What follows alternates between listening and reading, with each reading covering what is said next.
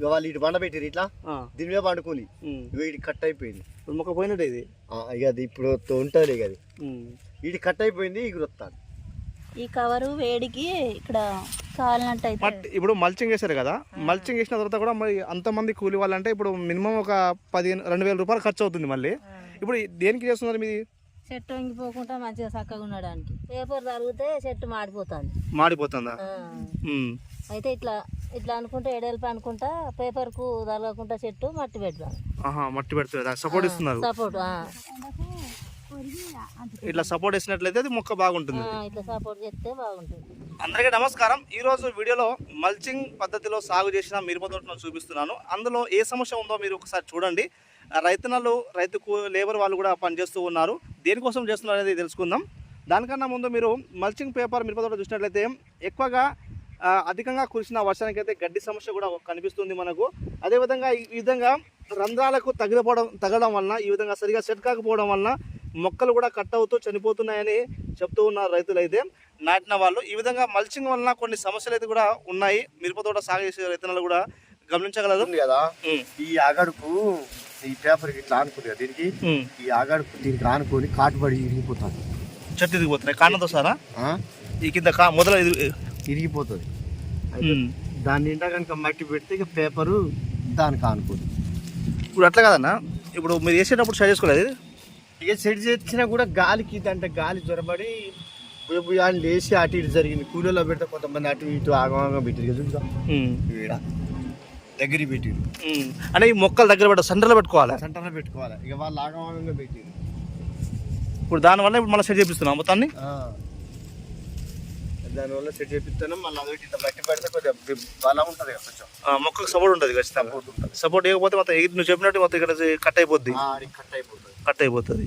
ఎంత వచ్చిందన్న మొత్తం ఎకరానికి పెట్టుబడి ఓన్లీ మల్చింగ్? బాగానే వచ్చింది. ఇది 45 ఈ పేపర్కే 5 బెండాలు అంటే 15,000 వచ్చింది. 15,000 వచ్చింది మొత్తం. భోజనాలు పోపించినందుకు 3,000 వచ్చింది. ఎకరం ఉందా ఇది?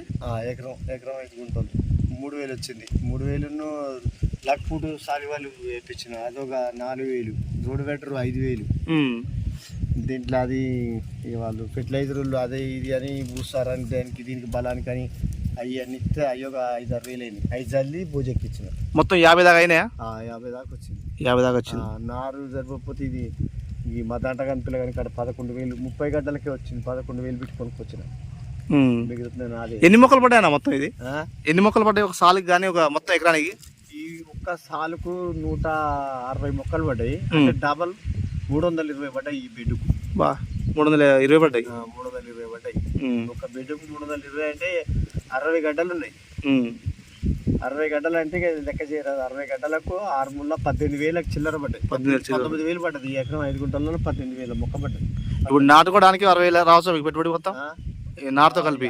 నారుతోనంత 55-60 దాకా వచ్చింది. 60 దాకా వచ్చింది మొత్తం. ఇప్పుడు ఏదైనా సార్ డ్రిప్లు వచ్చుకోవాల్సిందే దీనికి ఎరువులు. ఇప్పుడే అది ఇచ్చిన మన సాయిల్కి ఇది ఇచ్చిన. ఇప్పుడే వాళ్ళ డ్రిప్లో పోయింది కదా, కోరమండల వాళ్ళదా? ఇప్పుడే పంపించాను. 1,600 తీసుకున్నాడు గోమర్లో. 1,600 ఇది ఏర్లే వస్తాయి వాళ్ళు. మొత్తం కాండం పురుడు, వేరే వస్తా, పెండల పురుగు అన్నీ వస్తాయట. పురుగులకు అంతా పోతుంది అన్నిటికీ అని ఇప్పుడే పంపించిన. దీంతో పంపించాను. ఓకే. కాపర్ ఆక్సిడ్ ఏం కొట్లే, ఒక కాపర్ ఆక్సిడ్ మోనో కలిపి ఒకసారి ఇక కొట్లే. చిన్న మొక్క అయినా సరే బాగుంది, నీట్గా వస్తుంది. అంటే నెత్తి మీద మొదలు 2 సార్లు తడి పోసిన. ఎట్లా పంపుతో పోసినావా? పంపుతో దీంతోనే పోసిన, ఛార్జింగ్ పంపుతోని మొదలు పోసిన. మొత్తం కిందికి వెళ్ళింది, కింద కూడా ఇట్లా పెట్టా, కింద మీదకి తడి పెట్టిన. అంటే మొక్క పోసుకుంటా పోయినావు, రంధ్రం లోపల పోయేటట్టు. దీని మీద ఇట్లా పోస్తే కిందికి వెళ్ళింది. వాళ్ళ పొలంలో కూడా పెట్టిన, ఇట్లా పెట్టినా మొదలు తడిపోయినా మొక్కను తడిపోయి మొత్తం. ఇక అంతే, ఇక ఇంకా కొట్టాలి. ఓకే అన్న, బాగానే ఉంది. ఏం కొట్టకు, టెక్నికల్ కొట్టు ఈసారి, ఎందుకంటే బయలు కొట్టకు ఎక్కువ. బయలు కొట్టడం అనేది నేను బయలు ఇంత మట్టుకైనా నీడైతే 2 సార్లు ఆగెట్టు ఈ గెట్టు 3 సీట్లు వేసిన. ఆగం దీని జడ కొట్టినా, మళ్ళీ టమాటా వేసిన, మళ్ళీ తోట వేసిన, మళ్ళీ జడ కొట్టినా, మళ్ళీ టమాటా వేసిన. ఇప్పుడు బీరకాయ అనేది అది మనది, అది కాకరకాయ కూడా. కాకర బీర, కాకరకాయ బీరకాయ. కానీ బీర పోయినట్టే మరి. బీర పోయింది, కాకరకాయ కొద్దిగా వచ్చింది కానీ.